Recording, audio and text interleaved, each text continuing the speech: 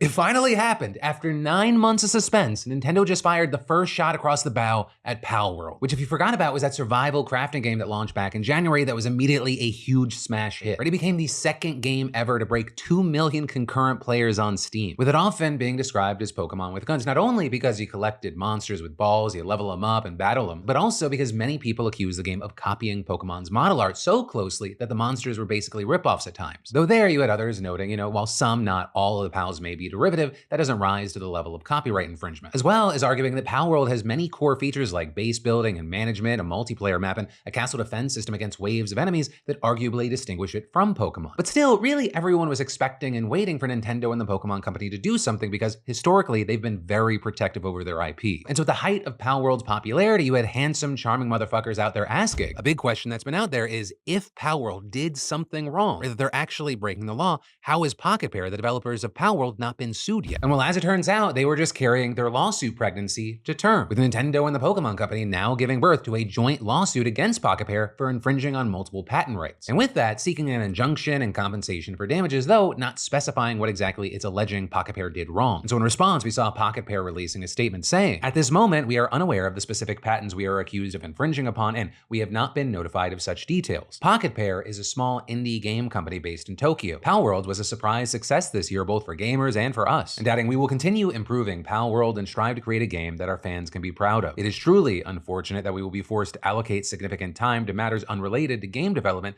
due to this lawsuit. However, we will do our utmost for our fans and to ensure that indie game developers are not hindered or discouraged from pursuing their creative ideas. We apologize to our fans and supporters for any worry or discomfort that this news has caused." Right? And so now you have a lot of people asking a lot of questions out there, like, will Pocket Pair have to fork over a ton of money? Will they have to stop sales of Palworld? Will they have to shut down the game entirely? With, those last two being a concern for the people that love that game, but also really any of the above would be a huge kick in the pants for Pocket Pair and Sony. Because back in July, they signed a deal to form a new business called Palworld Entertainment that would expand the Palworld IP. And obviously around this, there's enormous chatter online about how likely the lawsuit is to succeed and what might happen if it does. With some pointing out the obvious advantage Nintendo and the Pokemon Company have, right? They have the financial and legal resources. People also noting that they filed their lawsuit in the Tokyo District Court, and Japan is notoriously strict about intellectual property rights. But then on the other side, Pocket Pair has a few advantages of its own. Because first of all, this isn't alleging copyright infringement, it's patent infringement. Right? Copyright protects works of art while patents protect inventions. So it's kind of unclear if Nintendo is going after Palworld's model art, because if you were, why allege patent infringement? And if it's going after something else, what could it be? Because Nintendo and Pokemon, they don't own the concept of catching monsters with balls. Also, it's possible that Microsoft comes to Pocket Pair's defense since the two companies have a close relationship. But really a big thing to keep in mind right now is we know very little. And so until we get more details about the allegations in this lawsuit, it's hard to say one way or another where this might go. Though it's still important to note that this chapter has begun.